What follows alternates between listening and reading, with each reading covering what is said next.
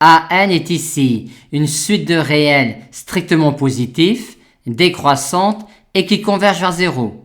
Et de plus, la suite AN plus 1 moins AN est croissante.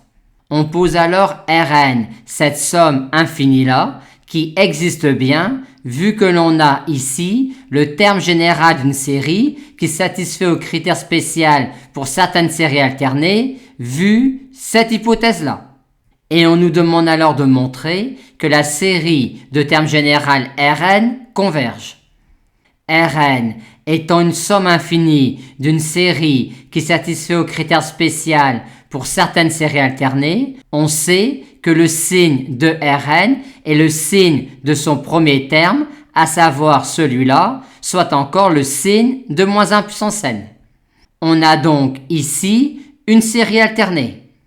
Et on a tout de suite que la valeur absolue de Rn tend vers 0, vu que Rn tend vers 0, vu que Rn est le reste d'ordre n-1 de la série convergente de termes général moins 1 puissance k à k.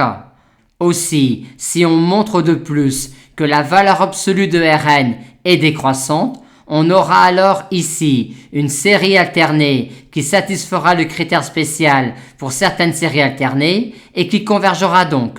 Reste donc à montrer que la valeur absolue de Rn est décroissante. Or, vu que Rn est du signe de moins 1 puissance n, le lien entre Rn et sa valeur absolue est celui-là. On a donc ces écritures-là de la valeur absolue de Rn et de la valeur absolue de Rn plus 1. Et la valeur absolue de Rn plus 1 moins la valeur absolue de Rn est égale à An plus 1 moins An, moins entre parenthèses An plus 2 moins An plus 1, plus entre parenthèses An plus 3 moins An plus 2, et ainsi de suite. Et pour formaliser cela, on va faire démarrer les deux sommes au même indice, par exemple à k égale 0.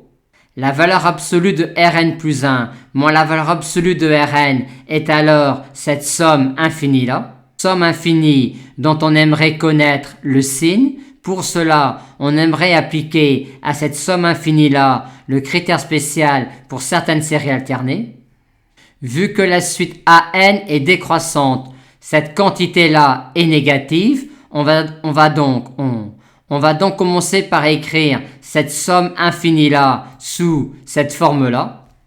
On a alors ici une quantité positive qui décroît quand k augmente vu cette hypothèse-là et qui tend vers 0 quand k tend vers plus infini vu cette hypothèse-là.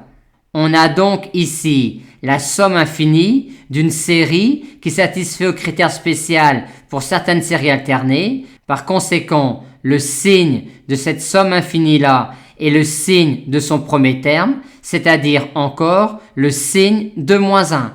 Par conséquent, cette somme infinie-là est négative.